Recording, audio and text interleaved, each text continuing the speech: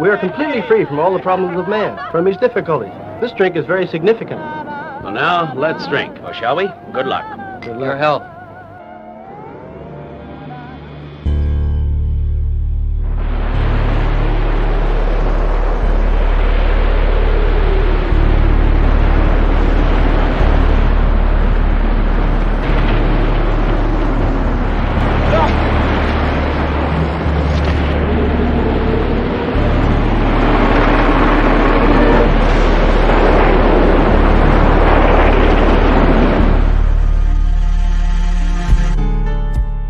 I don't want to tell you the story. It'll only convince you that I really am insane. The island is a ship's graveyard. Sure looks beaten up. Some kind of research ship. It's thick with fungus. Matango. Kind of mushroom. Look, mutation caused by radiation. Maybe this ship was studying the effects of nuclear radiation.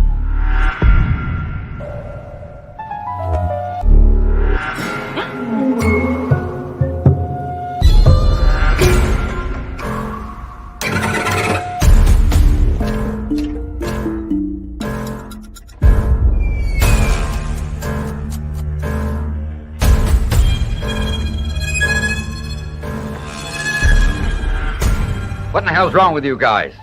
But here you go crazy. You start seeing ghosts. You think the ship is haunted. Let's stop fighting each other. We've got two things to do. Get food and fix the yacht so we can get away.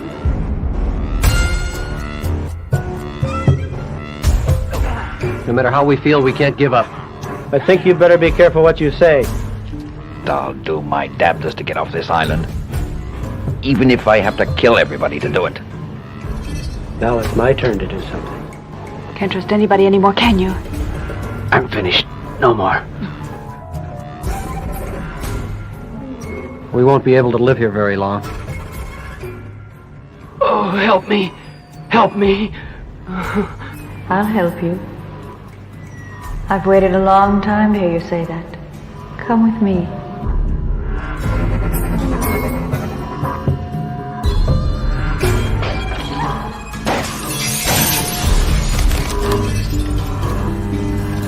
I hardly remember when I was rescued, but I came back, only to be condemned as insane.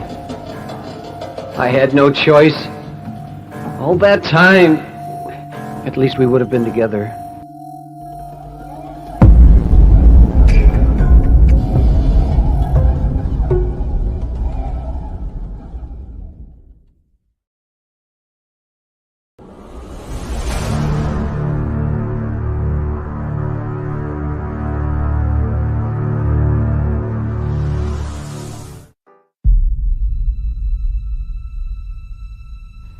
The world will surrender unconditionally to the Mu Empire.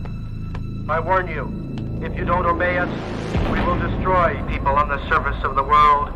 The whole world is facing a crisis. You're the only man who can help. For 12,000 years, the glorious Mu Empire has prospered at the bottom of this ocean. I can't help you. My submarine was built for the sole purpose of serving the Japanese Empire.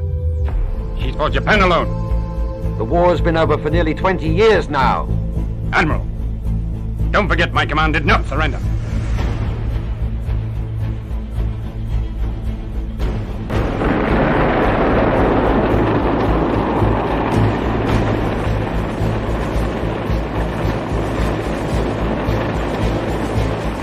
Commander, the enemy has commenced diving. I think we'd better start firing before they attack us. We're now over our safety depth, sir. How's the enemy? They're still descending and faster than before. Commander, can't go any deeper, sir.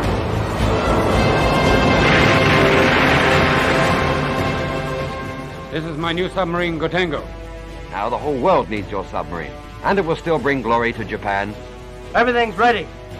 And let's see how she performs.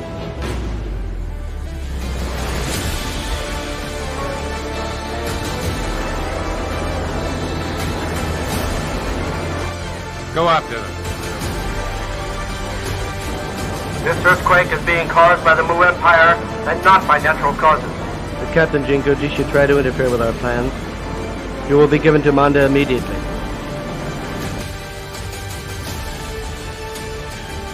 Manda will be pleased with them. This is the last warning the Mu Empire will give you. You will destroy the new submarine and surrender unconditionally. This is the only way to save yourselves from prompt and utter destruction. If you do not obey this warning, at midnight, we shall commence our attack. Contact headquarters. Inform them that we're on our way to destroy the Mu Empire. Immediately. No, it's them!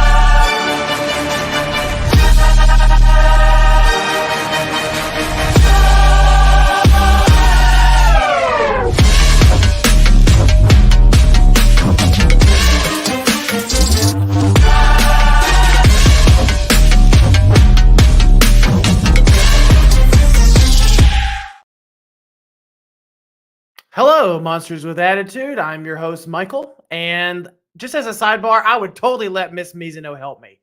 Just saying. And if you enjoyed those wonderful trailer intros, they were made by our very good friend and co-host for this episode, Mr. Nick Adams. Hello, Mr. Nick Adams of the Monster Report. How are we doing? Good, sir. Doing great. How are you doing, Mike? Good. We're going to have a lot of fun today. But also, thank you for letting us borrow those. Those are really, really well done. Thank you. Enjoyed making them and, trying to make the classic Toho films for a modern audience. And I hope people who hadn't seen the films, they check out the trailer. It's like, I'm interested. I want to check this out now. So, watch the classic films, watch these and enjoy them. They're just, you got your action and you got your horror. I mean, these films are awesome. Underrated Ishiro Honda classics. Oh, absolutely. We're gonna have a lot to talk about for this episode. So I have to ask you first: should we let everybody else in, or should we just kind of talk amongst ourselves? This could be the Mike and Nick show. That'd be fine. That sounds like fun. But I know that someone is chomping at the bit to get in here, and he's very impatient. Mr. Joe Myers. And another thing, Michael, don't you cut me off. I'm waiting for 6.5 minutes to yell at you. He idles at 70, guys. He idles at 70. Joe, how are we doing, good sir? I'm good, brother. How are you? Good, man. Good. But we got some more people to include into this party. We got Mr. Adrian Settle. Adrian. What's up, Kaiju family? How y'all doing tonight? Two very, very tokusatsu movies I haven't seen till much later in life. I think I saw both of these last year, so I'm really excited to talk about both of these movies tonight. Oh, absolutely. But we also got in. Yeah, that's a really bougie house, Adrian. He cleaned up pretty good. Don't ask no questions, guys. Just know I'm not supposed to be here. He's house setting. He's probably house setting for our good friend, the Alaskan assassin, Mr. Aaron Acuna. Aaron. Yo, what's up? Always excited to be here, and we're talking about some really far out there movies that not a lot of people have seen. So hopefully, if we're the ones to introduce them to these films, and yeah, that's great. Yeah, it's gonna be a lot of fun. Hopefully, it won't get too off the rails with this next guy that's coming in, Mr. Eric Stolp. How we doing, Mr. Bearded Kaiju? I'm doing good, buddy. Yeah, I was actually waiting to come on and be like, Adrian, you moved recently. You look real nice back there. Oh, but last but certainly not least, we got to introduce the child. Oh, no, sorry, he's not the child anymore. I can't say that. He's a grown ass adult. the entrepreneur and filmmaker himself, Elijah Thomas. Elijah, how are we doing? Good, sir. Finally on his first episode of Monsters with Attitude. Also, First one. Is that really his first episode? Yeah. Wow. Yeah, Wow. Feels like we've been and doing he's this the forever. young blood who's taken over the podcasting world with those guests he's been having. Man, I know, man. right? he Riveting, is riveting. He's like the new, I don't know, man. Somebody I can't put my finger on it. Something but- like he's the new like Toku cast. No, not Yeah. Toku cast. That Monster cast. not right. No. He's going to I be think the next Kaiju cast. Ah, there we go. there we go. Elijah, He can you hear can't us? even hear us. Probably not. I don't. Yeah, I He don't was think at- so. I think he's having. I don't think he issues. can actually hear us, so we can probably talk shit about him until he finally hears us. It's if that's all fair. I mean, he'll Elijah, definitely go back and watch it. Elijah, blink twice if you can hear us. No, he cannot. No, Okay, he's so- talking to There StreamYard we right go. now. So yeah, he's trying to fix the issue. Okay, that's fine. We'll let him hang out here for a little while until he gets his issue fixed. But before we get into the discussion, we gotta say hello to the people in the chat, don't we? So first and foremost, Mr. Oscar. How are we doing, Oscar? Yo, what's up, Oscar?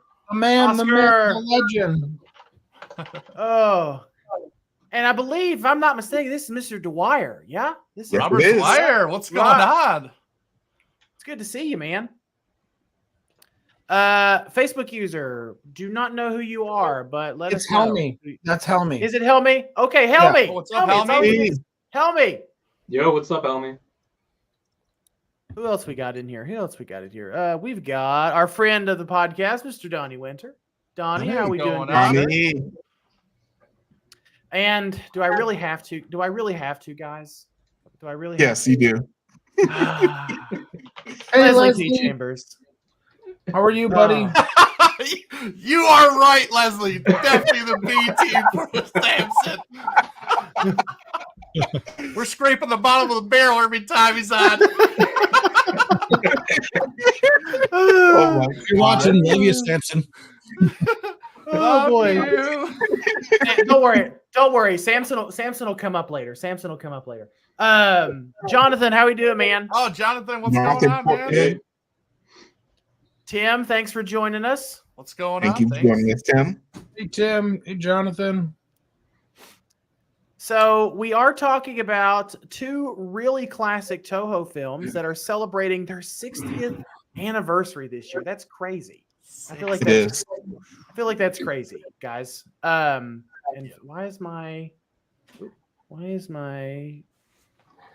what is going on here?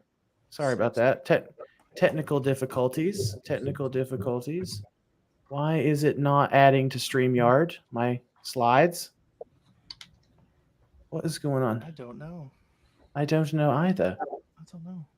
I don't know. Well, crap. Okay. Figures. Well, Michael's the host and he fucks it all up. wow, Joe. Wow. Joe. Hang on. I'm trying to get this. I'm trying to get All right. this. I'm trying to get this to work, but for some reason it is not wanting to work, guys. Sorry I about think, that. Robert, I think we'll be pretty good. I think most of us enjoy Atragon for the most part. So I don't think there it's should be a lot of insulting. So I think it's. they were shit. safe. I really don't think that. There's always Of gonna course, be one. yes. Okay, well, I can't get my slides to work for some reason. I don't know why. I guess we'll figure that out in a Yes, minute. they do. But so for the first question is to kick us off, when were you first introduced to Atragon and Matango? We'll go around the table. We'll start with JoJo. JoJo, how are you? When were you first introduced to these two epic films? My answer is actually kind of similar. I don't know if you remember when we were talking about Gamera, and there was this double box set VHS collection that my mom had picked up for me from the store, and it was like all these. It was like a sci-fi dinosaur movies or something like that, and it was basically just like 3-4 minute like previews of them, sizzle reels, and whatever. There's like 50 or 100 of them, and on it was some Japanese films, which I would later obviously know would be like Toku films. And so I had seen trailers for it, for Matango and Atragon, but never really knew what they were. I kind of had an idea that maybe Atragon was somehow part of the Godzilla universe because of Manda. And then once I got older and actually was able to see it, I actually wasn't able to see it until probably early 2000s, mid 2000s, I would say. Right. I've said this before, but I live in a kind of a small hick town, Eric knows, and there wasn't really anything close by for a long time, as far as like there was a Suncoast, but it was like 40 minutes away, so we didn't get there often. And so yeah, I probably didn't actually physically sit down and watch them as movies until many, many, many years later. But my first experience was seeing like the trailer or like the sizzle reel for them on one of those VHS box sets. Aaron, how about you, man? When were you first introduced to these two? God, well, technically, I've known about them for I don't even know how long. I just haven't. So last year, I had seen parts of Matango for a different stream we were doing, but I didn't see either of them in full until Atragon yesterday and Matango this morning. So I'm pretty late to the game.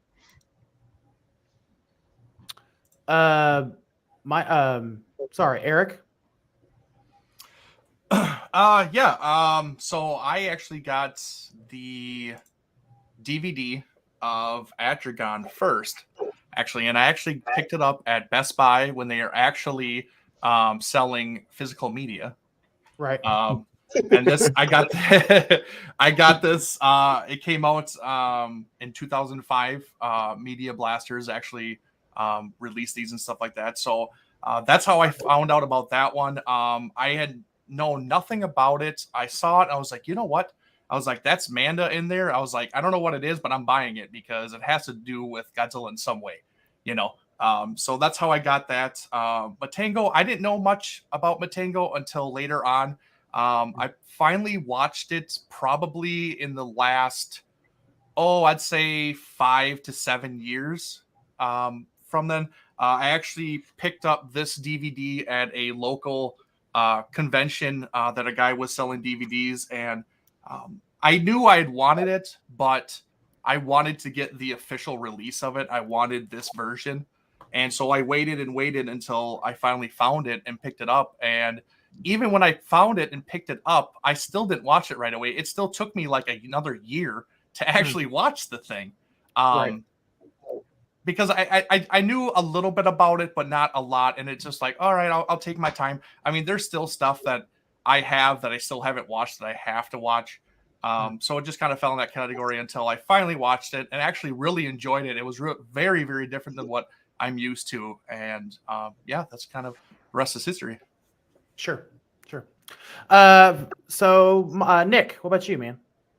I know that I got Matango in that triple box set with Varan and Mysterians, and I'd always kind of heard of Mysterians and heard of Matango from books and things like that. Varan I'd already kind of seen, but I was like, Matango kind of looked interesting, and since it came on the box set, and I'm like, oh, it's Ishiro Honda. So I think that was around 2007, 08, somewhere, and I know it was right before, I got married in 09, so it was about then that I got that and the Atragon DVD. I did buy the Atragon DVD used, but it's that same one Eric had. So it's somewhere around the 07, 08 films. And yeah, I'd always kind of heard of them, but until that point, hadn't had the chance to check them out. Yeah, for sure. See, I did not actually see either of these films until it was much, much, much, much later. I was probably, I'm a little ashamed to say probably about 4 or 5 years ago is whenever I was first kind of introduced to these films. Like basically after I had exhausted the entire Godzilla catalog and the Gamera catalog, I was curious what else was out there. And I knew about Matango and I knew about Atragon. I knew they were both Toho films, but they were not your typical like kaiju, like giant monster crushing a city type films. So I sought them out, and I was pleasantly surprised by them both. So, you know, I became a fan of both of these films much later in life, which leads me to the next question, Adrian. Well, I mean, I can answer the question too, Michael. Oh, I'm so sorry. Did I skip? Oh, I'm so sorry. I skipped you, Adrian. Yeah. Oh, okay, fine. Go ahead. No, it's okay. Kind of like I mentioned earlier, I saw both of these films for the first time last year. I knew about Atragon because I knew Manda wasn't just this wasn't a kaiju from Godzilla movie. I was like, okay, Manda's from somewhere. I heard this is from Atragon. That's what made me finally watch Atragon. And then Matango, I just started hearing about Matango a few years ago too, just with figures and things like that. So I was like, you know what? Let me just go ahead and watch both of these films because they were both available on Tubi. So, and I've been trying this past year or so, been trying to expand my Toho horizon, and I guess monster movies in general horizon a little bit. So I watched both those films and honestly love both of them now. I don't have physical copies of either one of them. I need to hurry up and get them before, you know, the life happens and we have no more physical media. Right, for sure. For sure. All right, well, that leads us into now our next question. If you haven't seen either Matango or Atragon, are you a fake fan, and why are you Samson? That is. Oh, I wish he was here. I wish Samson was here too, but I can still troll Samson when he's not here because he missed out. I mean, it's that I told you Samson would come up later, and I figured Leslie would appreciate this one because I know his big ass is lurking somewhere in the chat. So. But if I'm not mistaken, I don't think Leslie's seen Matango or Atragon yet either. So what does that make Leslie? Oh, I just saw him yesterday. It's Leslie and Samson. Ooh. See though, but I like Leslie more than I like Samson. So I'm gonna leave Leslie alone for right now. I'll leave Leslie. We love you, Samson. We love you. But in all seriousness, it is spooky season. So the next question I had was, how does Matango, because it's spooky season, how well does Matango work, not just as a art form as a film full of tokusatsu, the things we love, but how does it work as like a horror movie? So let's start with Aaron. So I don't even know how to articulate how I feel about it being like purely like it being a horror movie, because on one hand I don't think it's necessarily the kind of movie you're gonna get nightmares about, unless you really hate mushrooms, which I'm not gonna judge you for that. Depends on what kind of mushrooms. Oh, true. Oh man, yeah. There's whether they're on pizza or you're doing them recreationally in a different way. I like them both, but as a horror movie, like I don't think it's one where it's not gonna be like your Nightmare on Elm Street or whatever, right? Like you're not gonna. What is this? Hold on, I gotta read this. Sorry about that. That's what I was laughing at. Oh, I knew he was cooking something. But it's still one of those movies where it's like while you're watching it, you get so engrossed in it because everything about it is so well done that you still can't help but feel creeped out. Like everything about the Matango people, just the concept of mushrooms. I mean, it freaks people out so much. They're like when The Last of Us did it as a game first, and then as a movie, it seemed like the whole world was just super into it both times. Or not the movie, the TV show. When it got adapted into a TV show, so people really like the idea of just like humanity getting infected. I mean, that's why zombies are so popular. But when it's something where it's supposed to be as natural as mushrooms, that concept, I think, conceptually, it's such a cool. I don't even know the adjective to use for this, but it just really works as a horror concept.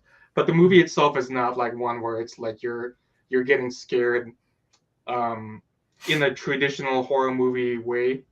But I still think See, I keep going back and forth. It's like it's not horror, but it is horror, and I don't know. What do you guys think? Because I think I'm still trying to get my thoughts together about that. Because it's such a different experience from what you, even if you watch a lot of horror movies, it's such a different thing. Jojo, what do you think? Yeah, I think it's probably horror. I don't think it's something, like Aaron said, I don't think it's something that's going to, give you the chill up your spine when you're walking down the street at night or something. But maybe that's more so because of the age of the film. I don't know. But yeah, I would say that it's spooky, it's eerie, creepy, there's mushroom people and they're human not, and I don't know, it kind of falls into those cheesy horror films of like a human gets bitten by a dog and becomes a werewolf, or stuff like that. Like, yeah, I don't know if it's something that's gonna like scare you, but I do think that it's in that genre, and I do think that I actually think it's done. I think it's done fine. I can't say that Matango's my go-to or anything like that. It's not something that I'll turn on for background noise or anything like that. But it's still good, and I think that it's for when it was made and how it was made. I think that is a perfectly fine, maybe not scary film, but definitely has horror elements in it. For sure. I agree with that. Yeah. Nick, anybody else? Nick, you want to weigh in? Yeah. So as far as the horror side of things, yes, in this spooky season, Halloween and all that, it definitely has the eeriness for me. It's definitely one that is a slow burn, and I don't disagree with the fact that it takes some time to really get into this. This is not the Saw films or anything, the modern kind of horror that really gets to you and painfully gets into you. But here's the thing: we've had so many years of horror since even the silent films. They were doing horror way back with Nosferatu and things. And so by the time we rolled around to the 1950s, even this is the 1960s, yes, for this film. But here we go. The Gillman creature. Okay. What was the scary thing about that? Well, a lot of the things in the 1950s, the scary thing was someone reaching and grabbing your shoulder. And that was scary for the audiences because the music would hit at that moment and everyone in the audience would jump. And that was what was considered scary. Now we're kind of desensitized. We've had the jump scares. We've had plenty of that. And now we've even had, the 80s with the slasher horror. So it doesn't have that, but it's got the kind of zombie idea there. It's got the whole idea of some, infection that is happening. The survival horror kind of side of things, that everyone's essentially refugees on this island, trying to survive until rescue arrives or they can figure a way off the island. And that's a cool classic horror. There's a film also called The Haunting. There's just the eeriness, the atmosphere. It's all set up around you, and it's all the music and things like that is getting into you psychologically. So I think that it works really well for that. So if there were of the classic Toku films, anything that is to be considered horror, this is definitely of that genre. A lot of the other ones I wouldn't consider horror, the Godzillas, the Mothra, Rodan, any of that, but this one definitely. Big guy, Eric. Actually, I think you changed the question around for this one. I did, but I did. I did tweak the chat. I did tweak the chat. Yeah, because actually, I actually was going to say that this is more of a horror film than anything else. That's how I see it. It's so different than what Toho has done before. I definitely agree with Nick about it being a slow burn. It really is, because it takes a lot of time to develop. But I think what they do is that they show how mean and disgusting and filthy and just downright nasty a human being can be to each other. Like that's literally what it shows. Like it just shows like the real nastiness of how we can treat each other when it gets down to the nitty-gritty, and we are just crappy people all around. Like it's always survival of the fittest. You think about yourself and not others, and that's what this whole movie was about. Like realistically, like so I think it's very much horror. Not the sense where it's going to jump scare you or a slash or anything like that, but like very suspenseful, very eerie music, you know, along with like the Creature from a Black Lagoon. The music really sets the tone for a lot of the scenes and stuff like that, that anticipation and everything. Who is doing that? Not me. Please stop.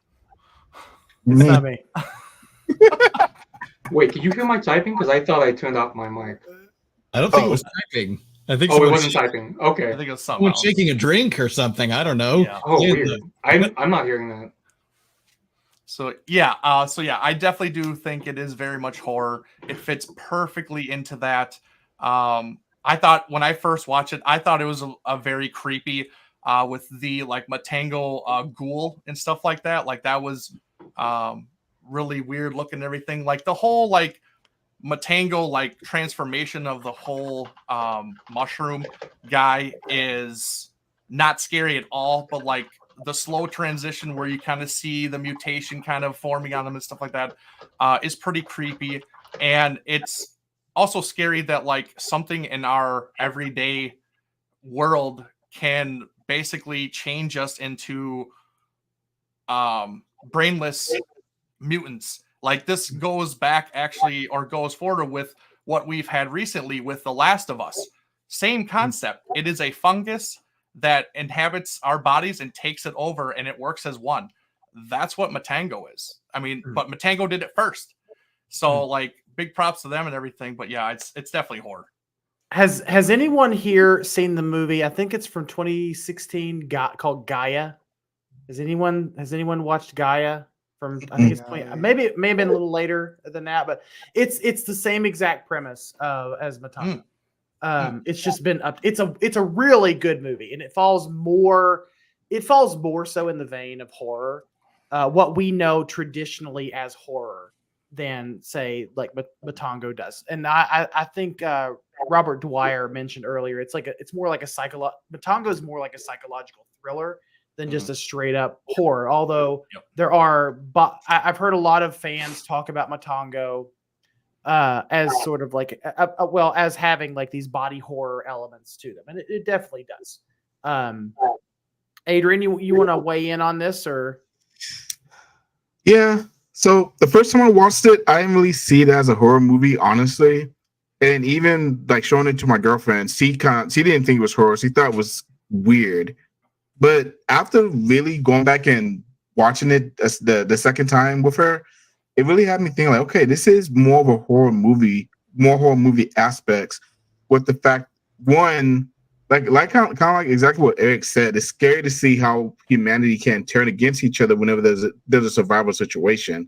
That part's scary to me as it is, because that's something that can happen in real life. And then when they finally just get to the point where they're real ready to give up, there's like, oh well.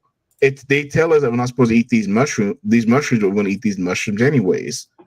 And at the end of the day, that's really what ended up being I guess in a sense, the tragic end to it, that everybody ended up eating the mushrooms except for especially the guy who even got away. And then even then, he felt like he was stuck in prison because he wasn't there for everybody else, who at that point, in a sense, given up and just accepted the fate. Yep. So to me, is it a different type of horror movie? Yes, but I think it should be considered in the horror genre for sure. Now I'm glad, Elijah. Can you hear us? Yeah, I can hear you. Can you hear Okay. me? Jesus. We can. Welcome to the stream, Elijah. Hi. Kaiju Conversation, and hi, hello, Monster with Attitude. I'm glad that you came in on this question because out of all the people here, I'm assuming you have probably watched more J horror and K horror and M horror and whatever horror that you can possibly think of than anyone in this stream. So how do you look at Matango compared to like some other horror movies that you've seen?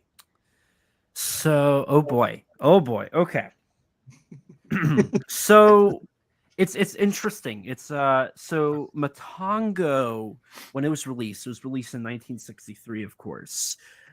At the time, your typical Japanese horror films would be more along the lines of period pieces. The most famous of these would be Ghost of Yotsuya, from, I believe that was 19. I mean, there's dozens of adaptations. There were silent films. There's one in, I believe, 1958, if I remember correctly. And there's been a plethora of adaptations of The Ghost of Yotsuya. Typically, these films would have yokai or yori appear. Yori are spirits. Traditionally, they would be feminine, with long black hair and a long white dress, which may sound like certain popular characters from the late 90s and early 2000s, if you're a fan of horror and you know J-horror. But they would typically have grudges, they would have curses, and all of this would be set in the Edo era, the Edo period of Japan. So samurai, these very early films, often being inspired by kabuki in their style and their acting and their music and the like. Now, that's not to say that that was all the horror you got. When you look at specifically in Toho's case, so in 1954, Toho did their first adaptation of The Invisible Man, which they would later continue on with 3 other Invisible Man adaptations.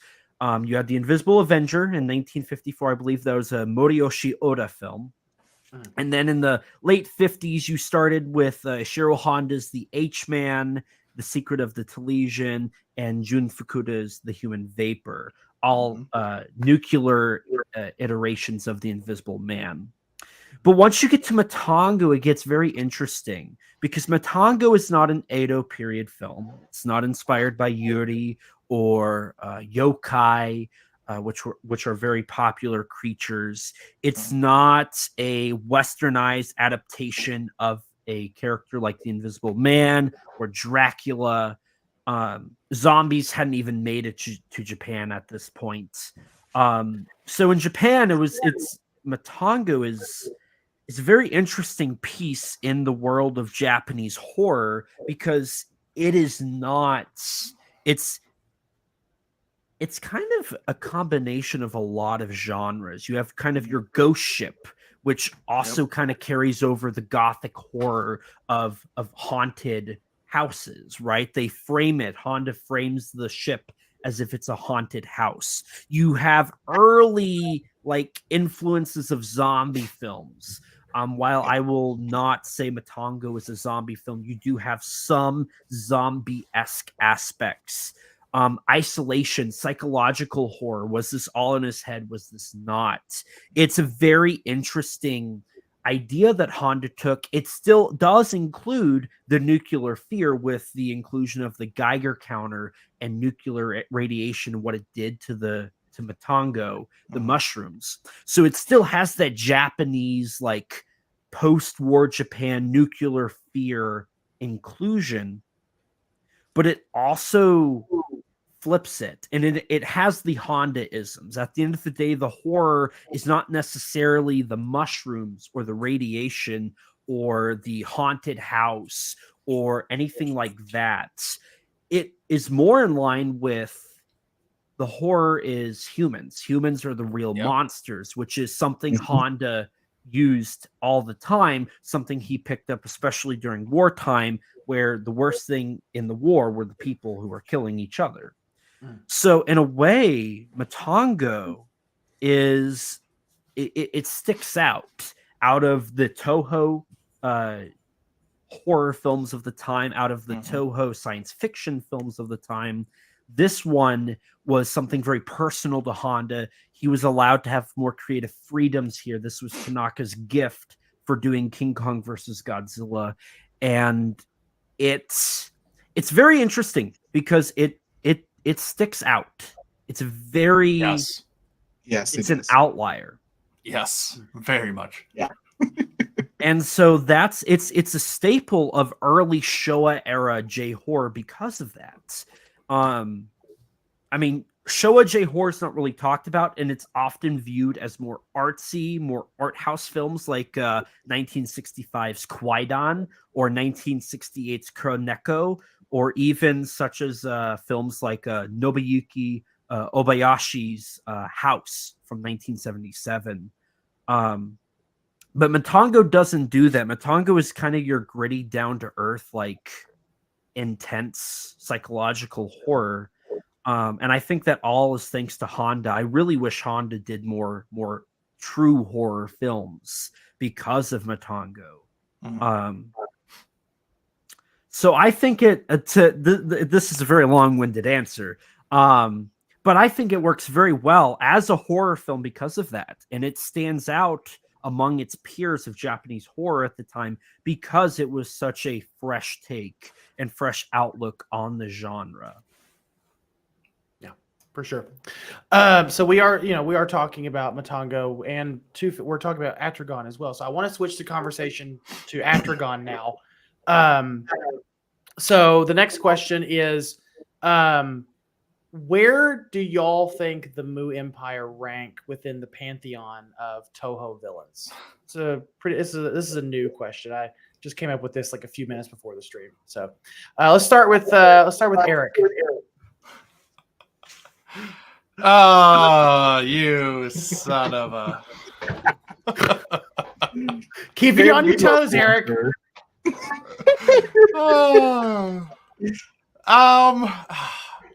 You know, it's hard because you feel for them. You really do. They're not your typical space aliens that are coming to take over the world. You know, that's not a mutation or anything like that. They're just trying to survive. I mean, yes, their reasoning for doing it is probably not the best, but they're just a race of people that are trying to live and do their own thing on Earth and everything like that. So like they're not the worst of the worst. And honestly, I think because of that, they're kind of forgotten about a lot. They're not like super memorable. So that because they're not like vicious or out to get anybody or anything like that, even though yes, they're trying to take over the world and stuff like that, you know, for their own, you know, reasons and stuff. But like they're just kind of lost on with the shuffle and everything because there's just other villains and aliens and, you know, bad guys, I guess you could say, in the Toho verse that are just more memorable. I mean, yeah, they're just kind of flutter away, I guess. It's just me personally. I don't know.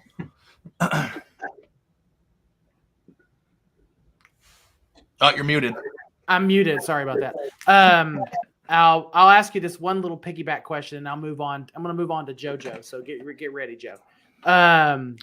So who do you think is more sympathetic, the Seatopians or the Mu? Ooh, Seatopians. More sympathetic. Okay. Okay. So you feel more sympathetic towards the Seatopians than the Mu? Yes. Yes. Okay. Yes. That's fair. That's fair. So JoJo, how do you care to answer this question? I would say, and my feelings on this is kind of like generally related to the movie, both movies. I feel, for me, they're kind of like down the middle. Like I think that like on a scale of 1 to 10, like it's like a 5. Like, could they be better? Absolutely. Could they be worse? Absolutely. Like I think we've gotten ones that are way more memorable. You know, whether it's, you know, the Exilians or, you know, the Keloks, whatever. Like, I mean, however you want to rate them, in my opinion, I think they're just kind of there. I don't necessarily have a negative opinion of them, but I don't also necessarily have like a overly positive feeling on them. I feel like Now, with that being said, I feel like if they maybe had a follow-up film or something where more of them were kind of like investigated or like revealed, and we had more of their backstory, more time to kind of flesh out their history, their technology, more time to spend on what they were like in their prime or in their heyday, and ultimately their fall. I think that they could. I think they could easily move up in the positive direction. But for right now, I kind of give them like a 5 out of a 10. Like they're there, not in a good way, not in a bad way. They're there. Again, not that I didn't enjoy them. I have nothing negative to say. I just don't have anything overly positive. The parts I liked, I really liked, but there was also just kind of like meh. Okay. Nick, what do you think, man? Yeah, they're up there pretty good, but I mean, it's hard to say of all the Toho villains. I mean, are you saying more like the humanoid size, not the kaiju villains? Obviously, right? Yeah, being up there at the top, and I kind of wish there was connection in the movies. I do like the Godzilla movies, the classic Godzilla movies, and Toho films are all pretty well standalone. You don't have to see the series of films to understand who the villains are, who the heroes are, who you can understand that Godzilla's out there, whether he's a hero or a villain. But in the case of like Mu, this idea that aliens will invade us is kind of something that has been a staple of sci-fi. And so that's all well and cool. But what about in our own planet? Are, these people underground that have always been there, and we just didn't know about them until they started showing their ugly faces and apparently burning us by touching us. I mean, it's like crazy. So this whole idea of them coming up, and not only that, they look like us, they look like humans, and they are humans. They're from Earth, and they're very interested in our strengths and taking advantage of our strengths. They wanted to get that submarine. They knew the commander that would exploit their weaknesses. So they were going after those kinds of things. They weren't just like, we're super powerful and you don't know about us until we're ready to take over. So we're going to cause all these earthquakes. And I think there's some unpredictability about that. So, they make a pretty good villain because, again, controlling the ground that you stand on and being able to cause those earthquakes, that strikes a certain fear. It's like, don't watch the skies, look at the ground. Well, I can't do anything about that. It's going to shake and fall apart underneath my feet. And I think that was a pretty cool scene. But little bit of trivia there. I kind of read up on the earthquake scenes and the special effects, and I guess that somehow in that they were supposed to have the set fall apart for it, and I guess the trigger for it got pulled too quickly and too rapidly, and the whole thing just fell apart all in one shot. And they were able to take several different shots of that to make it a more epic, grandiose sort of falling apart of the earth and stuff. So I think that's a pretty cool concept, so they've got something really going for them there because their technology is so alien, foreign, strange to us that there's something that it strikes in us, and I see that in the human characters when they're trapped by them, that they just are kind of at a loss for words, and they got to get real creative in order to get themselves free. So yeah, they make for a pretty good villain. Good. Adrian, what do you think? Actually, I don't think the Mu Empire gets as much respect than he should. They should get a little bit more respect, I think. Because again, me watching Atragon today, they were to me, they were actually pretty vicious. I mean, they was gladly kidnapping people. They were blowing up ships left and right like kaiju were, like they were kaiju. They had Manda ready to attack at any time. So I mean, really, they probably should have a little bit more respect put on their name, honestly. But if I had the rank with like the Exilians and the Keylocks and stuff like and Cetopians and things like that, They actually probably belong somewhere up there along with the Exilians, actually, to be honest. I mean, even though they didn't come from space, they had a pretty big threat like the Exilians did. And if it wasn't for Atragon, if it wasn't for the Matango, how are they going to stop them? They would have easily taken over the world, easy, and it would have been a wrap.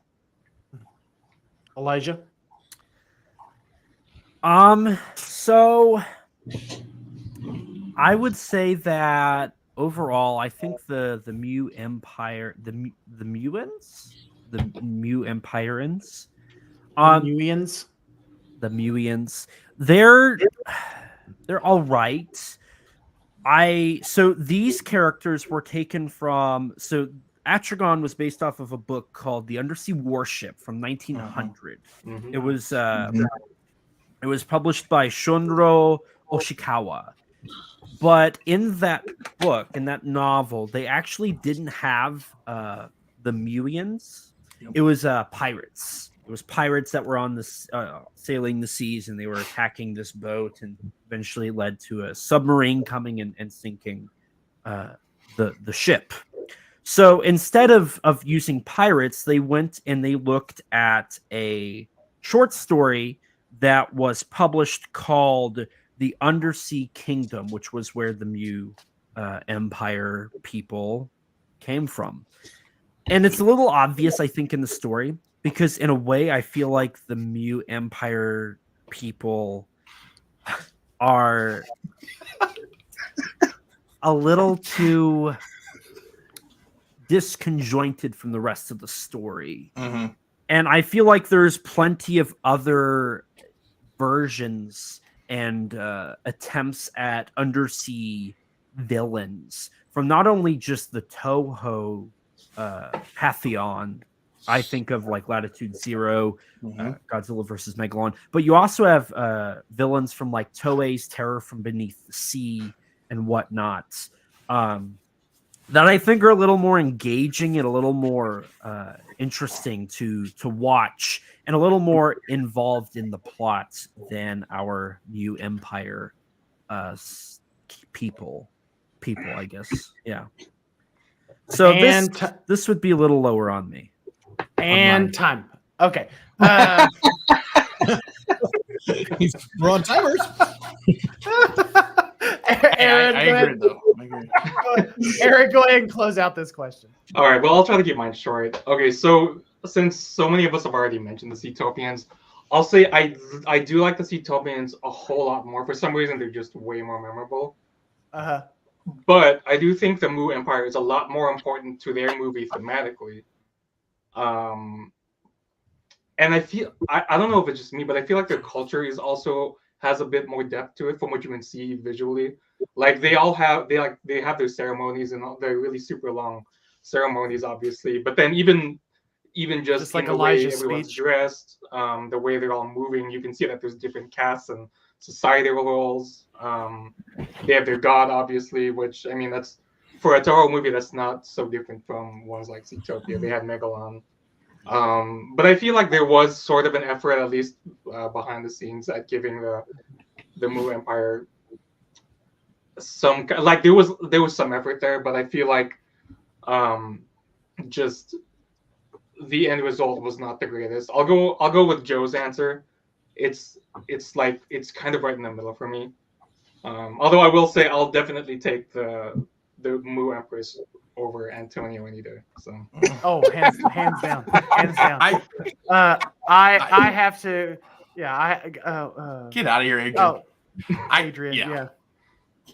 I just want to to me, this movie was all about Gotengo. Yes. Mew was just in there. They were just they were a sidebar. That's why they weren't so memorable. Like, I agree, they should have went with more backstory. They would have, or they should have made them more formidable. And causing the earthquakes and stuff, that was cool and stuff like that. But like, they came up with their one sub and destroyed 4 ships and went back down. That was it. That was their offensive. And then they caused the earthquake. Well, that was it. Like, I wanted to see more of that, the real threat that they opposed to everybody, that literally the United Nations and everybody in the world had to join together to stop them. Like, but it was all focused on the Gotengo and that story and everything. So that's why I feel they're not very strong. It's funny you bring this up because Ishiro Honda actually in later years, when people asked him about Atragon, he said that the thing he didn't like about the film the most was the fact that the Mu Empire was not expanded upon. That there was so much that you could have addressed and brought up, and a lot of that comes from the fact the film was supposed to be Toho's big new year, like the end turn of the year film. Yeah. And what happened is they ended up having to rush the production, so they had three months to film everything. Everything had to be shot in 3 months, so they only had 2 months of effects work, and so Tsuburaya had to rush all of his work. The scene that Nick brought up about the earthquake. What had happened is they had spent weeks developing this huge set. And this truck was like they had a rope tied to the bottom of the set that the truck had to slowly push, and it would bring the entire set down in a way that kind of looked like a wave. What happened is the person who was driving the truck just like floored it, and like it just took the whole set. They had, I want to say it was 3 cameras set up, and that was just in case something were to happen, and it just so happened that something happened. So then like it was brought up, they had to intricately like cut all 3 cameras together to make it look less like the whole thing just fell, and a little more like, oh, it's cool, it's dramatic. But no, Honda was disappointed. I think some of those mistakes that are made, it just enhances our love for these films when they do things like that, and then you hear about it later. It's like, I'm looking for it now, but it doesn't diminish anything about the movie. It's still a great movie. And Robert mentioned in the comments that it was maybe intentional. I don't know if we're talking about the same thing he's mentioning, but like Elijah was talking, we've read about this. I don't think we know from direct knowledge, but it's what we have read. And so that's the funny thing about the filmmakers on these Toho films. Somebody's got a story to tell, and then somebody else has a story that contradicts somewhat of that story. And so that happens all the time. You know, we weren't there. And if you talk to somebody who really was there, somebody's probably going to embellish that story a bit. So it's possible that it's true that it fell apart in the way. And yeah, you're right. Looking at it, it doesn't fall apart like a wave in a sense. It does fall apart kind of all together, and then those camera angles make it work well. Now, again, if we didn't read about it, we wouldn't have known about it. But the visual effects, the special effects in this film are fun. You can see the strings at times, but carrying the Gotengo, which flies remarkably well without wings, and it was Heisei Godzilla before Heisei Godzilla. Well, keep it. Here's a short one for you guys. In keeping with the strings, this film marks the debut of a very underappreciated, in my opinion, kaiju, Manda. So thinking about Manda, and later we would get a very similar motif with Megalon being a kaiju god to an underwater nation. Do we see Manda as a credible kaiju in this movie? Because he's defeated fairly easily, I feel like. But Adrian. So this kind of ties in with why a lot of people don't really like the Mu Empire. Manda was just kind of there. It's always been my problem with Manda too. Honestly, he just shows up and he's just kind of there. He's not as much as of a threat that he's made out to be. Honestly, he could have gave the Gotengo a little bit more trouble. He could have went on land and started trying to destroy everything on land before he got killed by Gotengo. They could have done a lot more with Manda, which I'm guessing they like Elijah said, they was probably rushed, so they couldn't do what they wanted to do. But I mean, that Manda at least having like a small like city destruction scene and maybe find the Gotengo longer, that would have made him more credible. But Yeah, Manda's always been that kind of he's just there. He just shows up and he's there. He doesn't really do much. Adrian. Oh, not Adrian, sorry, Aaron. Aaron, the other A name. Yeah, he's I don't want to piss anyone off in the comments. It's your own personal opinion. It's all good. All right. So, anyone who loves Manda, especially in this film, please look away for a second. He kind of sucks, doesn't he? Like he's kind. Okay, so this is his movie, and it's probably his worst one, and he.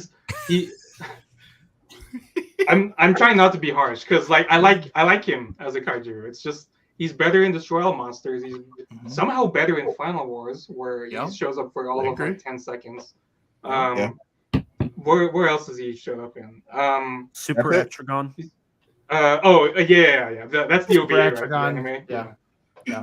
He's Super Atragon. I mean, I've never even seen it. It's technically not Manda, but Ultra Q, if you want to. Okay.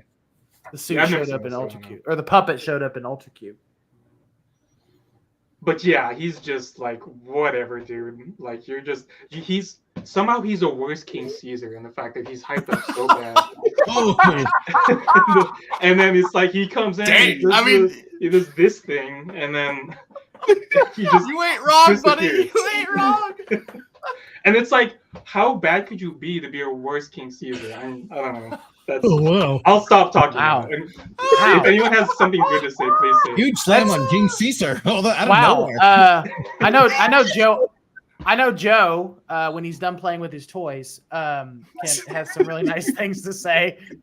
And like I said, I love the guy as a kaiju. It's just in this movie, he's just like whatever, man.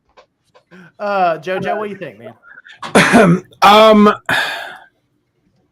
My answer is I think Manda could be. I like Manda. I like his design. I think he's a very cool, interesting kaiju. Yeah, super cool. But I don't know if we've ever seen him do enough in any of his appearances, whether it's Atragon, Destroy All Monsters, or Final Wars. I feel like he did the most in Final Wars. But like, I feel like it would be kind of unique to see him, or cool to see him fight Godzilla or some other kaiju and wrap around him, and he's choking him and he's biting him, and like, if we saw more of that, I feel like I could say, yeah, hands down, Manda's a credible kaiju. But you just never really see that. He's only in any of his appearances, it's literally a minute or two or less, and it's kind of disappointing because I like the design. I like the idea of him, but I don't feel like we've seen him do anything super awesome, besides get beat. Nick, correct me if I'm wrong, but there is that footage in Destroy All Monsters of Godzilla versus Manda. There's the deleted scene. Yeah. The deleted scene. The deleted scene, yes, never used, of Godzilla and Manda fighting essentially, and Destroy All Monsters. Manda on land, dry land, in daylight, I think works better than the sea. But there is something about a sea snake that is still kind of cool, and the idea of him wrapping around the Gotengo becomes an iconic image. Of course, so iconic that they, of course, did it again in Final War. So I think that Manda has been underutilized. But I also could say that I don't know if that visual effect was very difficult for Tsuburaya and his crew to create. If it was easier in water with all the obscured nature of water, or because he wasn't in water, I'm sure it was in some sort of filtered blue, sort of containment set piece, whatever. But as far as him crawling around on land, I imagine that's pretty difficult. Wrapping around that bridge, very cool look to it. I like what he looks like on land. And there's a few times that Toho just really nails it with the kaiju effects. But then, you know, you hear about it later and it's like, yeah, we didn't use that a lot because, well, it was hard. It was very difficult. There's a few times that they just nail it with like Kamunga, I think is just an incredible land creature where it's like, wow, looking at that first, I don't know how they did the visual effect of that. Manda, with, you know, it being crawling around, I can't see that that's somebody in a suit necessarily. I'm pretty sure it's more puppetry than anything. So, you know, I think that's one of those effects that's a real challenge for their visual effects team. And of course, CGI, yeah, we can get a CGI Amanda to do just about anything and have projectile, you know, atomic breath or whatever we want to give him and make it look all cool and stuff. But yeah, needs to be used more in the Toho-verse and you know, a little bit more to see from him. But yes, he is credible. You know, he is what he is. He's their kaiju that they have in their back pocket. Didn't work too well for Mu, but you know, he was there. I mean, beggars can't be choosers. So Eric, I'll ask you to kind of piggyback off of something Robert was saying in the chat, but where would you put Manda's debut in terms of like its effectiveness in the film and comparing it to other like first time debuts in the Toho universe? It was solid. It wasn't like a lot of the other ones. Like Robert brought up, you know, when the Mu guards were like, yeah, you're going to be fed to Manda. And they're like, yeah, open that door. And they open the door and it's just a wall of scales, you know, which is really cool. We've seen that in movies before and stuff like that. And then the scales move and all of a sudden you see his face and stuff like that. That was cool. But overall, very underwhelming. I loved that the shot when he's wrapped around the Gotengo. I loved it. I mean, X Plus made a figure of it. I love that shot and everything. I really, really would have loved to see more of that. But maybe it goes back to what Elijah said, where they only had so much time to do this stuff. So they had to rush and only pick certain things that they could do. I'm sure using this thing as a puppet and everything was not the easiest thing. It probably took a very long time to get those shots and everything. So maybe there's like, hey, we can only do so much with this and we have to scrap the rest because we only have so much time. So they just threw it in there to say, hey, you know, Mu has a guardian sea serpent kind of thing.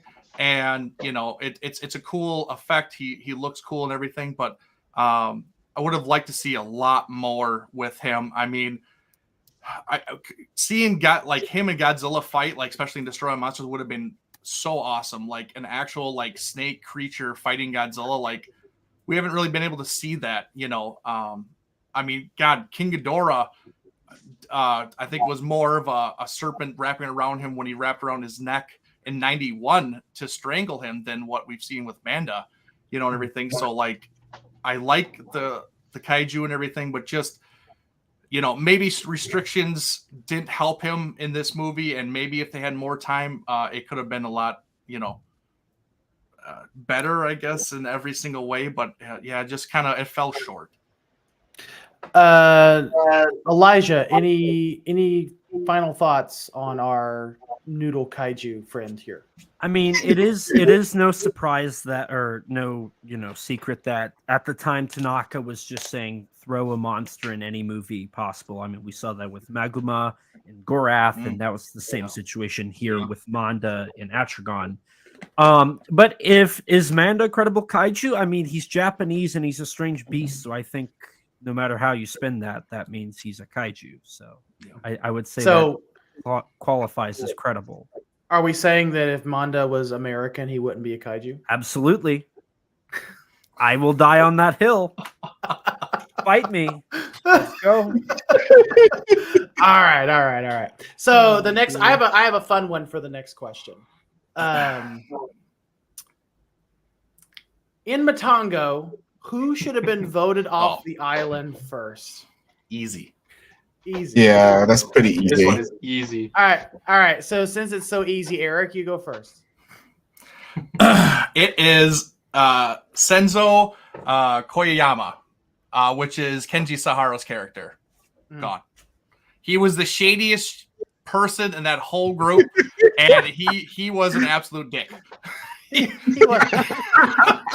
I mean, from start to finish, he was the one that was just out for himself, and no one else mattered. He said it himself. He was going to kill everybody to survive. It didn't matter. And when push came to shove, his colors showed true that he was a big POS. Okay, fine. I'll switch. I'll switch it up slightly, and then we'll move on to Nick.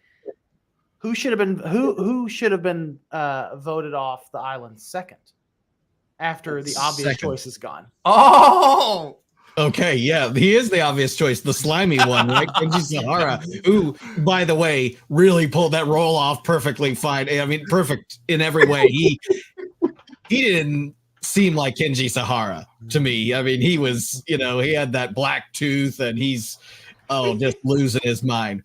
I don't know. I only can say is take both the women out. Just take both the women out, and suddenly maybe somehow these guys have nothing to compete over, and everything works out fine. Yeah, they were bad luck on the yacht, right? Is like that's what they were talking about on the yacht. Is like, oh, that's why the old sailors say women are bad luck on a ship. And so, yeah, I don't know. That's the only thing I can say. If given the choice for survival, I guess that's who you're going to have to vote off. And then maybe the guys could say, okay, we're going to figure this out. We're going to build a boat. And we've got nothing to compete over. We're just going to build something and get off this island. But then again, there's still something that they can fight over and kill each other over. Maybe they would all die faster in that case. I don't know. Elijah, what do you think? I have a feeling we all agree who should be voted off disagree. first. Oh, you do disagree? What? I disagree. What? Tell me why. I picked Masafumi Kasai, played by Yoshio Tsuchiya. I thought he was slimier than Koyama ever was. Which one was he? Really? Yoshio Tsuchiya? He owned the boat. Yeah. He's the business guy. He's the whole reason everything went wrong. Like, you get rid of him, and suddenly the greed and the problems and the theft of the food is quickly disappearing. Okay. All right. Adrian? I actually agree with Elijah. That's exactly what I was going to say too, actually. Thank you. I think I got to agree too. You're such a liar, Adrian. I'm serious because I'm serious because they were speaking. They were smuggling eggs for his ass. He was stealing food. He was sitting around in the cabin for gun when everybody else was working. Fuck him. He can go. Hold up. Who was actually offering him the eggs? It was because he bribed him. I'm just saying. It was because he bribed him. Who was doing all that backstage shit, man? We're not saying he wasn't slimy, but the captain can go. He can kick rocks because he wasn't helping no damn body. Yeah, I'm changing to him too. Yeah, and he's gonna forget that he cried like a little bitch when he thought he was gonna die. We're gonna leave that out, guys. We're gonna let him look for that. He went out like a bitch too. Just saying. yeah, exactly. Oh well, we're doing great, Jordan. Thanks for popping in here, man. Oh, hey, what's up, man? Jojo, who you got? You're muted. You're muted, buddy. Muted, Joe. Okay, sorry about that. The wife's doing laundry. I didn't want the washing machine in the background. I'm not going to be long on it. I'm just going to say I agree with Eric. Yeah, let's go. Of course you do.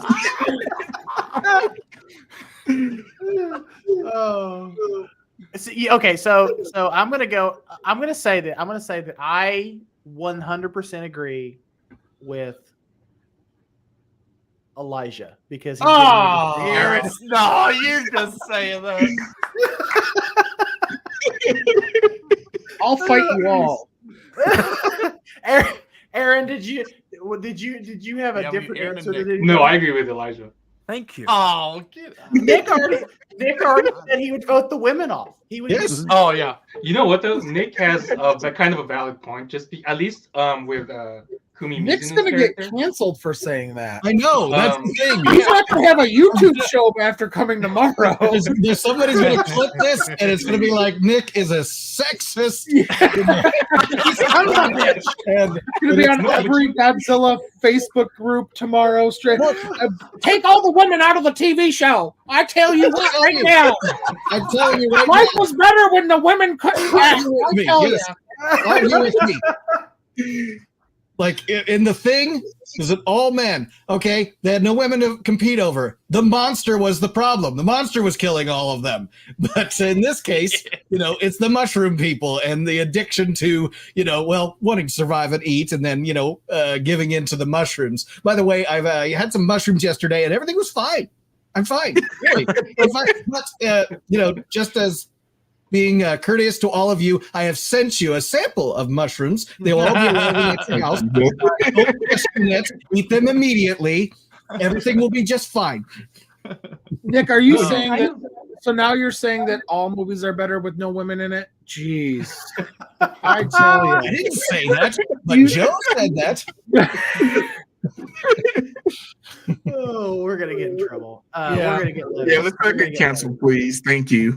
We're gonna get letters. I haven't seen. Oh yeah, I haven't seen our friend Kim pop into the stream today, so I'm assuming we're safe. Okay, so let's talk about the music. We gotta talk about the music, because both scores were really effective, but who did it better? And we got to start with. Let's start with Elijah this time. Let's start with Elijah. Why Elijah? Well, okay, so I feel like what you're asking me here to do is compare apples and oranges. Yeah. Like Akira Ifukube or Sadeo Beku. Like both are very different, both have different styles. Ifukube is a god. Like Ifukube, I don't think would have worked for Matango. Capital G or lowercase g? Capital GGOD. No. Yeah. Ifukube's a peak cinema composer, if I do say so myself.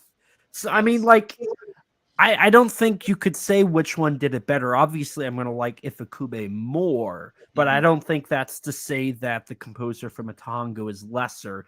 You're just going up against literally one of the greatest composers in cinema history. Okay. Jojo? Ugh, I agree with Elijah. Thank you. Disapproval. The disgust. The disgust.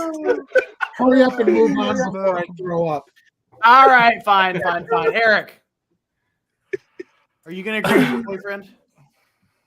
I am actually. Atragon was way better. It's been reused throughout the years and everything. It's iconic. It fits the movie so well. Even though Matango is really good, like I stated earlier, like the music does set a lot of those scenes for being very suspenseful, and that fits perfectly too. But it's just hard to go against Atragon, like it really is. So I'm going Atragon. Absolutely. Adrian, you look like before you fall asleep. That's what I'm thinking. Because it's actually is really hard. Because y'all know how I am about music. You know how much I love Akira Ifukube. You're thinking that you're gonna disagree with Elijah. Is what you're thinking. I think you're gonna make Jonathan Portman very sad right now. It's ever so slightly Matango. Ever so slightly. It's ever so slightly because as much as I do love the soundtrack. I hope Matango eats you, Adrian. You better eat Nick's mushrooms right away. They're on their way. Wow. Holy As crap! as much as I love the soundtrack for Atragon, Matango's soundtrack sets the entire freaking movie. And that movie, and y'all know my thought process on movies. It has to have an amazing soundtrack, and Matango does have that amazing sounding soundtrack. So I give it slightly to Matango. What is it about Matango that makes it amazing for you? I'm curious. It sets the whole every time the music comes on, it sets that scene for that specific. It sets the scene basically every single time, no matter what's going on. It sets the scene for what exactly is going on. There's not really for me at least. There's no scenes where the music doesn't fit. Same thing with Atragon though. That score is really good too. But with Matango, the music for that just brought me to the movie more. And I look forward to listening to the sound to Matango when I watch that movie a little bit more than when I watch Atragon. And like I said, it's very slight, but I'm gonna go Matango. Aaron? Oh, dude, I think I gotta back up Adrian on this one. Thank you. Because I hope a Matango eats you too, Aaron. Hey man, if it means I get to be with Kumi Mizuno's character, I think. But no, seriously, like, okay, so I'm not saying Atragon is bad. It's actually it works really well with this movie too. It's just that when it comes to Matango, I think you get this is really subjective, and not everyone's gonna agree with this. When it comes to Atragon soundtrack, it's even though it is really done well, and the whole marching and everything, the whole marching vibe of it, the militaristic vibe of it, fits really well, especially with the themes of what Atragon's trying to do, and it does it well. But I feel like at the end of the day, it sounds like a lot of his other scores. And there are so many other movies where I think he does it better in those ones. Whereas with Matango, what that composer did there just works so well for its movie that it sort of, I don't even know how to describe what I'm thinking. Like it sort of just is its movie. Like it kind of transcends being music and is just the feeling you get when you watch it. Whereas with Atragon, it is a really well done score, but it's like I'm still thinking, oh yeah, that's music, and you know what I mean. I don't know. Do you know what I'm talking about, Adrian? Because it's just like because you were explaining it like this too. It's hard to explain, but like I said, you feel with Matango's soundtrack, you feel like you're there in a sense. Yeah, exactly. Yeah, it's like the music is the feeling you get when you watch the movie, and not everyone's gonna agree that that's kind of a good metric for judging music, because maybe you just like Atragon's music more purely as music. You don't need it to be attached to a movie, but I just really like what Matango's score does for its movie, and that's why I'm giving it the slight edge too. Okay. Because to me, what Atragon's score does for its movie is good, but is done better in other movies with scores like it, if that makes any sense. Nick, what do you think? Well, I was going to ask Aaron, you said it sounds like other Ifukube works. Which one kind of in your head, it's like, that reminds me of this other movie he did? I just off the top of my head, like there's so many other Toho movies where it sounds like, well, like for one, Godzilla or Gojira, the marching themes from that, just it's like his default sound, and it's great. And because of the themes of Atragon specifically it's anti-imperial Japan, it works on another level for that. But even still, then it's just, to me, because the overall viewing experience of Atragon is not like, it's not, I don't think it's bad, but it's not particularly great either. It's kind of like a whatever to me. And I know people in the chat are gonna hate me for saying that, but to me, I can't really fake my feelings on it. Maybe even a lot of you disagree with me on that, but to me, it's just everything it does is done better in another movie, another Toho movie even. and like I think I already said this, but I think it's a perfectly fine movie. I don't hate anything about it. It's just I don't really love anything about it either. There are a lot of really cool things about it that I think could be expanded on in other movies, or if they wanted to remake Atragon to do it how they had originally wanted to, but couldn't because of time constraints or budget or whatever. I think that'd be great. I'm all for seeing Manda do more, see a bigger budget Atragon. That'd be awesome. But as it is now, especially with the score, I think for me at least, it just slightly loses out to Matango and how it did everything it did versus what Atragon did. Yeah. Well, and because the If Kube, a lot of people, if you don't listen to him a lot, like I listen to a ton of If Kube with my kids, especially in the car. They're like, put on that one, and it's like it goes like this, da, da, da, and then it's like, oh yeah, that one, and eventually they get to the point where they're already telling me the one from, and that's what I was curious about what you might say. To me, it sounds very much like King Kong versus Godzilla. Good point. Yeah. So that's very much what we use.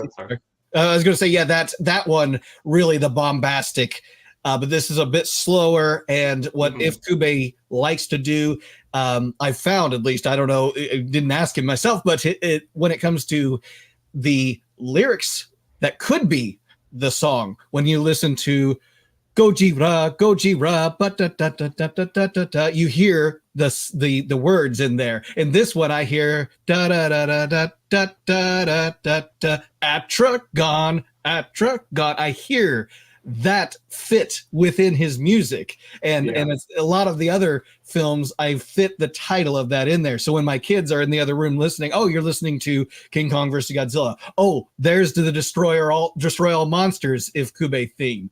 And then when I put on, the Masaru Sato, they're kind of confused. They're like, it does. Sometimes I have to remind them, that was the one that's the Megalon theme. That's the Son of Godzilla theme. Sometimes they get lost in that. If Kube, though, I really hear that movie in it, and it identifies that movie. And of course, if you listen to the Symphonic Fantasia, when it gets around to this theme, the Varan theme, the Mysterians theme, that's what I love about If Kube. So yeah, I agree with If Kube. This is a binary choice. I mean, they both work really well for the movies that they are portraying, but I do love If Kube's very percussive, very bombastic, very like John Williams. You're listening to the music of John Williams. You listen to it and you hear it and you know that's John Williams because of how well it stands out in that movie. How well it works well in the movie too, but it stands out. And it's like, boy, I want to listen to that soundtrack. I want to get it. I want to listen to it and repeat it over and over again. Yeah, the Atragon theme, the Atragon score is very distinct. It's very distinctly If Kube, but it's very distinct to its respective film as well. I was on eBay earlier today looking for the vinyl of it. Actually, I found a couple. I found a couple on there that I might try to pick up. But I do love the Atragon. I do love the Atragon score, and that's not saying that Matango's score isn't great too. Like I know that was it Waxworks? Was it Waxworks or Mondo that released Mondo? Was it Mondo. Mondo. Yeah, was, okay. I can't remember which one did the Matango soundtrack. So they just released theirs. But I want to pick up the Atragon soundtrack at some point as well. But they both got work in their LPs. I was going to say both of the Waxworks and Mondo's LPs are excellent pickups. I love Waxworks King Kong Escapes LP. Oh yeah. The one they did for that movie. It's great. So I got one more question before we wrap up. Adrian, if you want to pull that up. Where does Matango, and I spelt that wrong. Where does Matango, I know, typo, Metango. Where does Metango and Matango rank in the catalog of non-Godzilla Toho films? So let's start with Joe. I haven't started with Joe in a while, so let's start with Joe.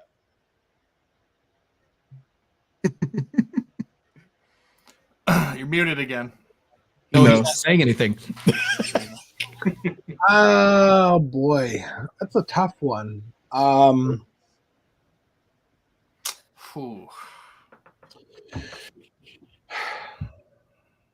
would say it's not the top.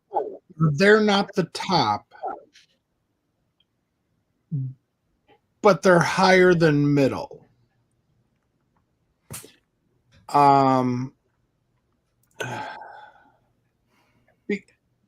Because when you say non-Godzilla, I'm including like Frankenstein Conquers the World. I'm including the original Rodan. I'm including the original Mothra. And those are higher for me. Latitude Zero. Dogura. Yeah.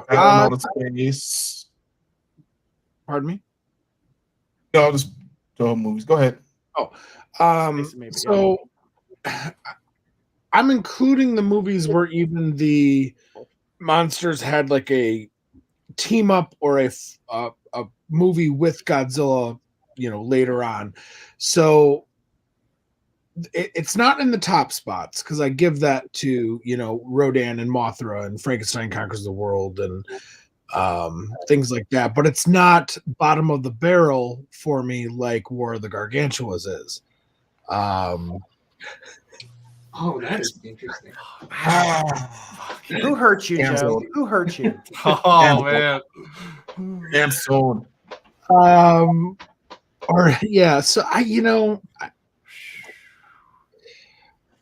I'm going back to my old answer. I know I'm vanilla for saying this, but it's like a 5. It's there's some that are higher, there's some that are lower. Adrian, you'll give me a more concrete answer, will you? I will. Matango and Atragon. I'll put Atragon at 6, Matango 7. Fair. Why? Because War of the Gargantua is 1, the original Martha 2, Rodan is 3, and then Frankenstein Conquers the World, and then Matango Atragon and then Matango after that. Okay, that's fair. What about you, Eric? Oh, Eric. So Atragon for me will be a lot higher than Matango. Probably I don't know. I couldn't tell you number wise because I'd have to go through them all. But it's higher in the higher tier. Matango was probably in the lower couple for me, honestly. I don't watch it a lot. I probably watch it maybe once a year, if that. Like I stated before, to me it's more horror than like kaiju, and I don't watch a lot of that, a lot of the J horror and everything like that. I'm not saying that it's bad. It's just me personally, it doesn't appeal to me as much as like Atragon does. I really do like Atragon, like with the score and the whole movie in general. It's a really, really good movie, especially when I first bought it. I just watched it without even knowing too much about it. And I was like, wow, this is a really good movie. So, and ever since then, I've always thought it was a very good non-Godzilla Toho film. And so it's definitely up there. It's not as good as Gargantua's, which is number 1. Joe. You mean number 1 last, right? No. But boys, yeah, boys. It's up there, but yeah, Matango is a lot lower for me. I don't watch it nearly enough as a lot of other people and everything. It just doesn't appeal to me necessarily, but it's still a solid good film. Aaron, what about you, bud? I've never sat down and ranked all these movies, but I want to say they'll both probably end up somewhere near. Maybe I don't know. Maybe Atragon would be.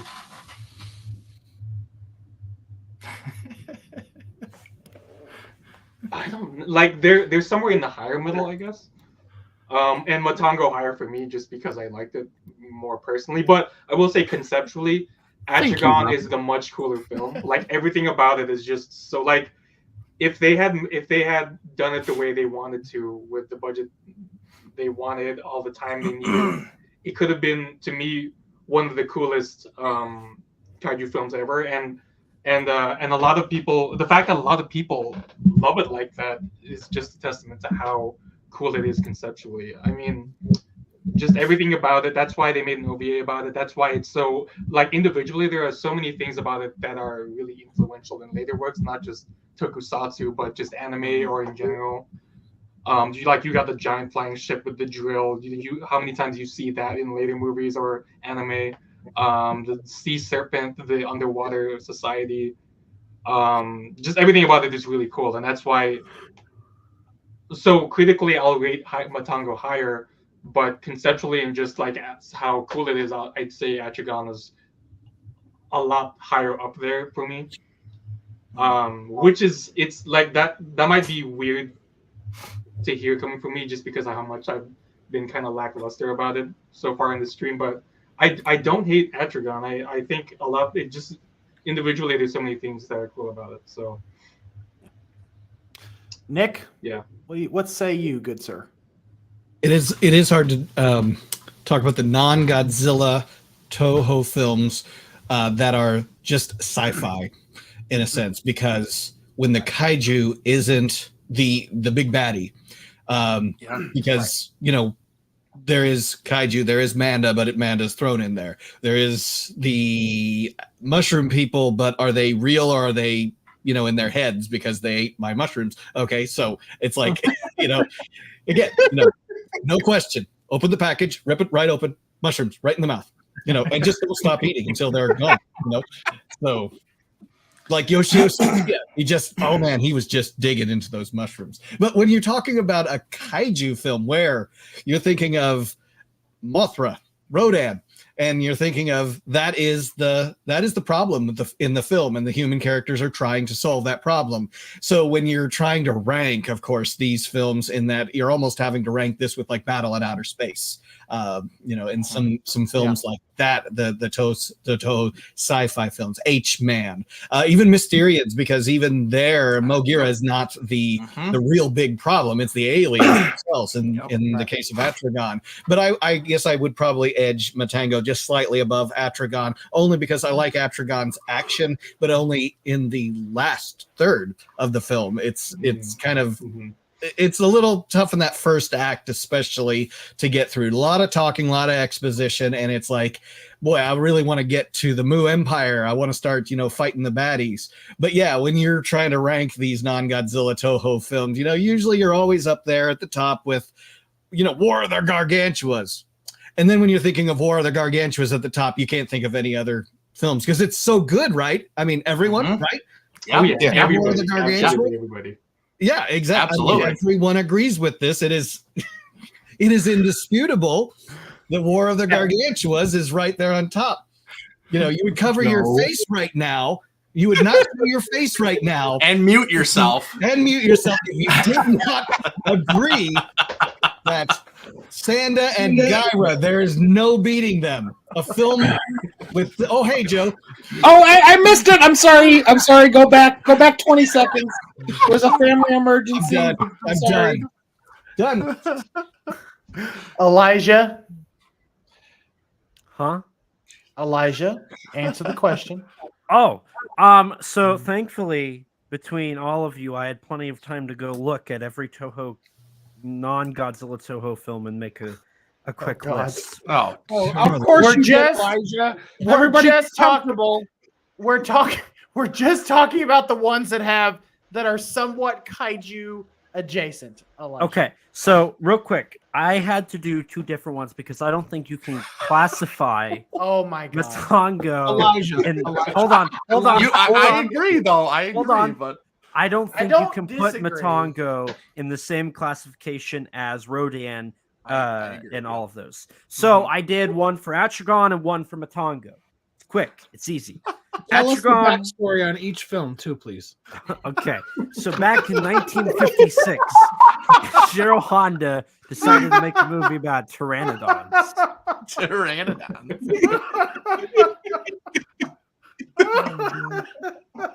And then there was a bomb, and then the pteranodons became dinosaurs. Oh. But no, so for kaiju, which would be all the kaiju films, Okay. I would place Atragon pretty mid. It's a pretty mid film, all things considered. To talk like the kids, you can't really beat Rodan and Frankenstein versus Baragon.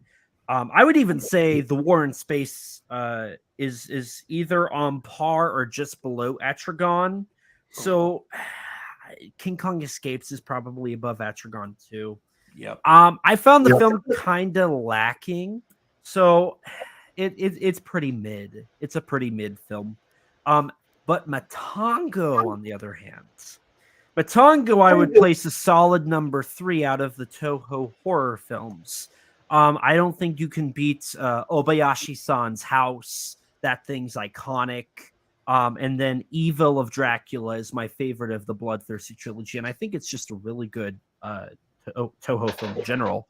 So I would place those above Matango, but that's a solid number 3 out of Toho's horror films that they produced.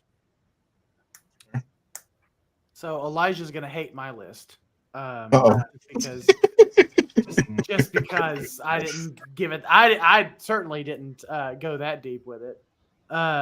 So I'm sure you can only take like 2 inches or something. So, oh boy, wow. I'm not. Well, no, then. I'm not going to respond to that. Anyway, Where the hell did that come from? I can't respond to that. So I got Frankenstein Conquers the World as my number 1. I adore that movie. I love Frankenstein Conquers the World. Rodan is number 2. Rodan is number 2. Mysterians is number 3. Mothra is number 4. Atragon is actually number 5. War of the Gargantua is number 6. King Kong Escapes number 7. Dogora number 8. Matango number 9. Don't at me, Elijah. Latitude Zero at number 10. Space Amoeba at 11. And then Gorath way down the list. Yeah. I forgot about Space Amoeba. Dang it. I love Space. See, I agree with you, Michael. Gorath is the only one that's worse than War of the Gargantuas. Have you people not watched Space Amoeba?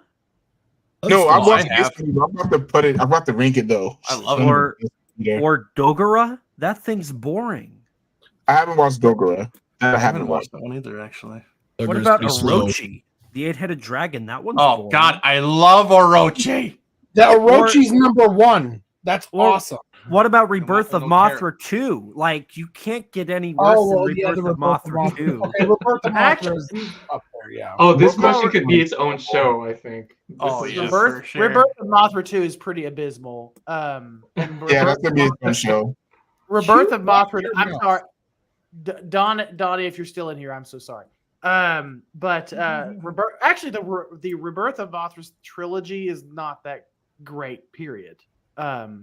It's not that bad though either. Nobody asked for your wrong opinion, Michael. Well, I'm the only movie out of that trilogy worth watching is number 3 because it's got Grand King Ghidorah. I disagree. Ghidorah is pretty cool. Guys. We all know that War of the Gargantuas is way more entertaining than all 3 of those movies combined. This is true. That is absolutely true. Absolutely. I think that's an absolute truth of the universe. Yeah. That's an absolute truth. That is like biblical truth right there, guys. You are fake news. Anyway, so moving on. Wow. They're trying to silence him. Oh my god, they're silencing Joe for his true facts. Yeah, you are fake news. You're fake news. Michael, you're fake news. Oh, you should God, feel Elijah. awful for yourself. You know what I don't feel awful about? Landing this freaking plane on this stream. That's what I don't feel awful about at all.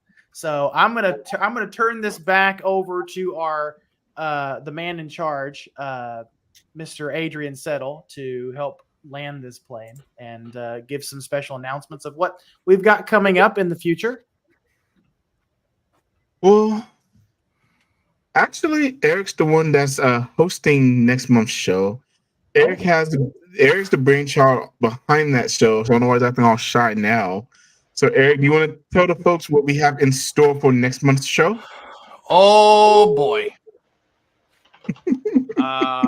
So are we done with everything else? We're done with everything else. Yes. Okay.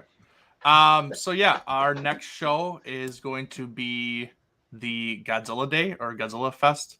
We are celebrating on the 4th of November, so a day after it, which is a Saturday. We are starting at a special time at 4 p.m. Central Time. It's going to be probably our longest show because there's going to be a lot to talk about. Yep. And it's going to be a special show where we're hopefully going to have all of the members of Monsters with Attitude on here. Even our moderators will be special. And also we might be having special guests pop in here and there and stuff like that. And, drop by, talk about Godzilla, and everything.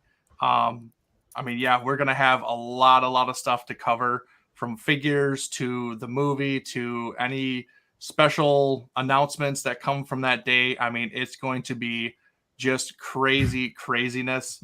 So, I'm expecting a marathon, honestly. So, yeah, Leslie, yeah, 17, and you're included. So, yeah. But you didn't even know it, but you were. So, yep. It's gonna be a lot of fun. I cannot wait, and it's oh man, -1 is just around the corner. So, cannot. So close. It's gonna be a good one. It's gonna be a real good one. I'm excited. I'm excited to see -1. So before, I do have to ask, has everyone had a chance to watch the newest teaser trailer for -1? Yes, beautiful. Beautiful. I don't think so. Did that just come out? Nope. Oh, then I think I've seen it then. Okay. So anyway, before we get out of here, you're getting rid of Joe every time you do that. Yeah. Oh, do I? Really? Oh, that's why I put it back to the other one. I'm sorry, Joe. Joe. Now he's what gone is for Joe good. doing? No, Joe, he's say not. something. Say something, Joe. He's muted. I see him. There he is. Okay. That's so weird. I think I don't see him. There he is. He's so angry. Okay. He's loading. So anyway, it's time for shameless self-promotion with Nick Adams of the Monster Report. Go ahead, buddy. Give us your shameless self-promotion. 2 things to say here. 1, you will eat the mushrooms. You'll be happy. And subscribe to the Monster Report. Getting close to that 100,000 subscriber mark. So definitely support what I'm doing there. And it's because of you guys, the fans, that we're there, and be heading up to Tucson Kaiju Festival here in the near future to be reporting live from there. So that's going to be on Godzilla Day. So really, going to be a great time being there. It's going to be a smaller convention, but out there, out west, and hanging out with some cool kaiju content creators. Joe, yeah. love you too, Leslie. Elijah, you got a ton going on. What do you want to plug? Hi, my name's Elijah, and I have an obsession with kaiju. Hi, Elijah.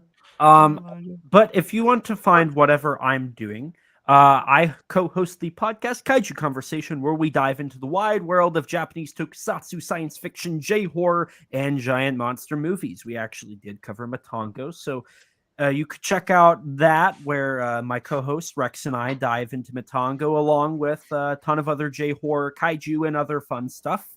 If you want to check out some of my short films, check out ET13 Productions on YouTube, where my most recent short film, SOS Seek Shelter, is available. That got shown off at G-Fest this year, so definitely check that out. Outside of that, I do have some more stuff coming down the line for that. I actually recorded some audio before this for a video for that channel. Outside of that, you can find my reading on Kaiju United. My first article was on Godzilla -1 and the world of Takashi Yamazaki. So if you Great want stuff. a good crash course in the world of Takashi Yamazaki and what to expect for Godzilla -1, definitely check that out. I also wrote a review for Ghidorah the Three-Headed Monster in the book Giant Bug Cinema, a Monster Kids Guide. Let's see. Is that everything?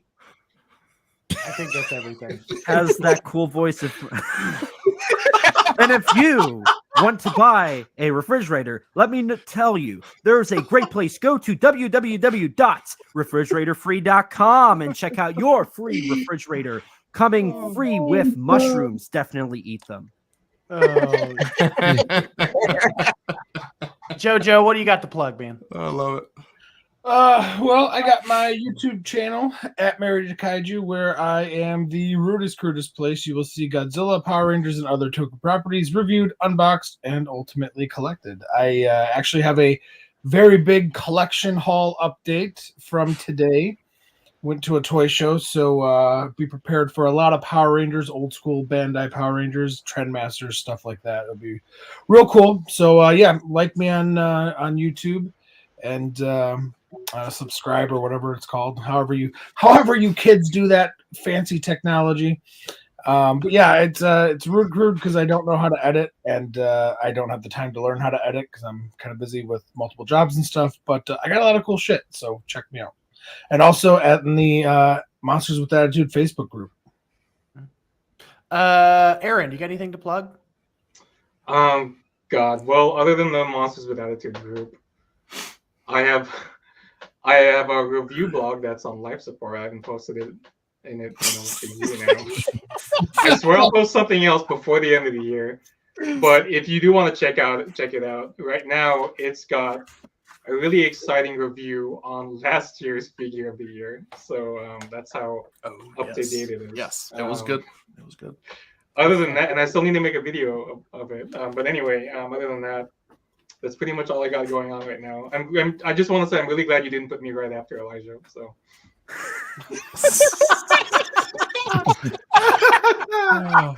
Oh, Adrian, what do you got to plug? Goodness. Hello, Kaiju family. Of course, this is Godzilla Train 1090. I did post a photo shoot today on my Instagram, Godzilla Train 1090. I'll be posting a video next Saturday. If heaven forbid DHL doesn't ship my package late, I'm gonna do my very best to get the FSL 1974 Godzilla review pushed out by next Saturday. So be on the lookout for that.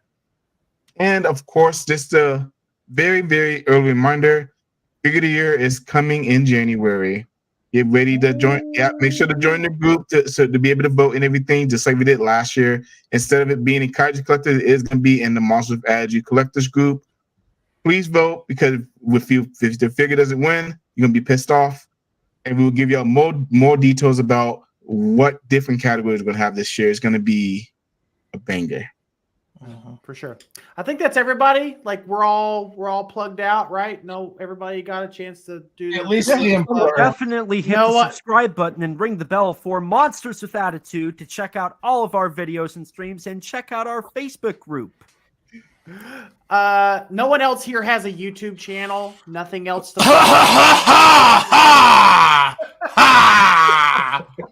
And also, don't forget the oh God, I can't talk. Thank you for throwing off my mind, Eric. The Kaiju Festival down in Arizona this coming up weekend. Not this coming up weekend, the weekend of Godzilla Day. So definitely make sure y'all go to, if y'all in the area, go check it out. And that's it. We're done. That's it. Yeah, that's all. That's all. No one else has anything else. Eric, are you okay, bud? Coming you don't down have with the- something. You don't have the Rona, do you? I think he does have the I don't Rona. kung flu. I don't have that. No. All right, fine. You got. Yes, What do you want to plug, Aaron? Just What do you wanna mushroom plug? fever. I got a fever. Oh no! I got a fever, and the only thing that can cure it is more cowbell.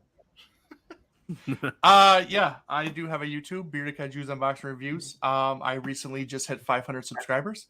So thank you for everybody.